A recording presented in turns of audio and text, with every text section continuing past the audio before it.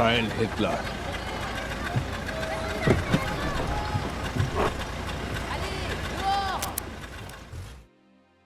Hello everyone, I'm Johnny and today we're taking a look at Lee. This is one of those great World War II movies that offers an entirely new perspective of the war. In this case, that's the perspective of Lee Miller, the famous American journalist and photojournalist. The movie was actually fairly overlooked worldwide on its release.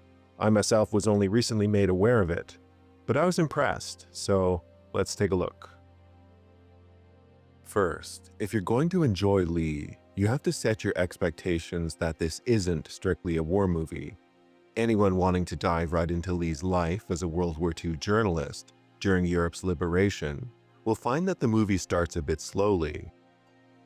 Part of the film will explore Lee's work through a conversation with her son, who is trying to understand her experience by viewing her old photographs. This does slow down the storytelling, but I think it's a clever choice, as this was how Lee Miller communicated many of her experiences with much of the world. Lee Miller's start as a wartime photographer was with the British fashion and lifestyle Vogue magazine. These magazines continued to be published during the war with the assistance of wartime rationing. The British understood such publications were good for the morale of women, and the magazine would shift to a wartime focus, highlighting the strength and importance of women in wartime Britain. Miller was extraordinarily dedicated to her craft. As the war progressed, she wanted to be closer to the front lines and became just one of 4 female photographers accredited as official war correspondents with the US Army. She had already covered the Blitz, but her first experience closer to the front lines had her reporting on the work being done at field hospitals near Omaha Beach. In August of 1944, she was able to document direct combat at St. Malo during an American assault on the German-held port. She was the only photojournalist to document the event. Her unauthorized presence here earned her a temporary arrest and ban from the front line. But Miller would go on to accompany American forces through France during its liberation, and later into Germany. It's during this time Miller's more powerful documentation of the war's effect on civilians took place. In France, Miller documented the treatment of women accused of collaborating with the Germans. In Germany, Miller was present at Buchenwald and Dachau and captured some of the most horrific yet critical historical photographs of crimes against humanity.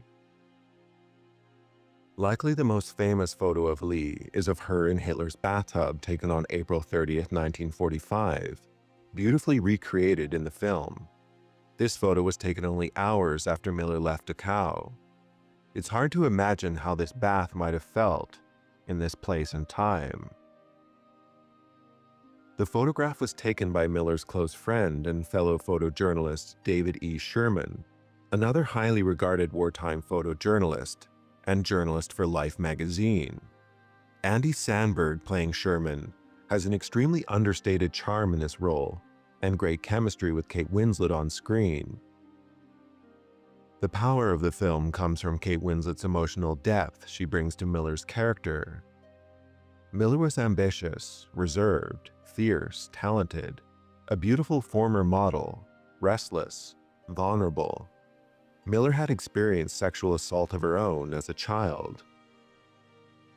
Miller took photos to inspire, but also documented pain, squalor, and death during the war.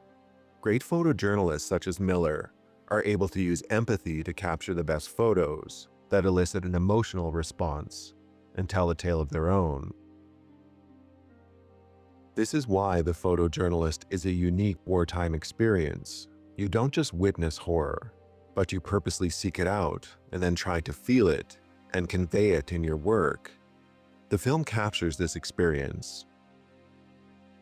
The film also captures the awkwardness of this experience. Cataloging pain can be intrusive.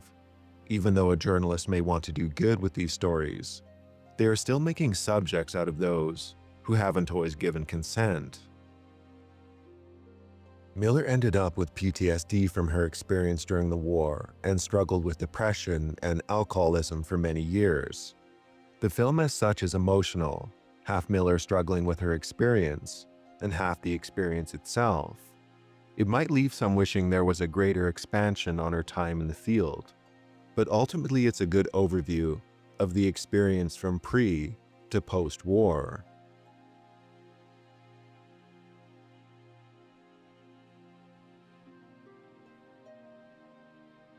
All right, I'm Johnny. Thanks for watching. Do check out Lee. Just set your expectations accordingly. I do think the movie has a lot of historical value, adding a fresh perspective on the war. Anyway, if you want to help the channel develop, do consider subscribing or hitting the like button. But most importantly, do take care and have a nice rest of your day.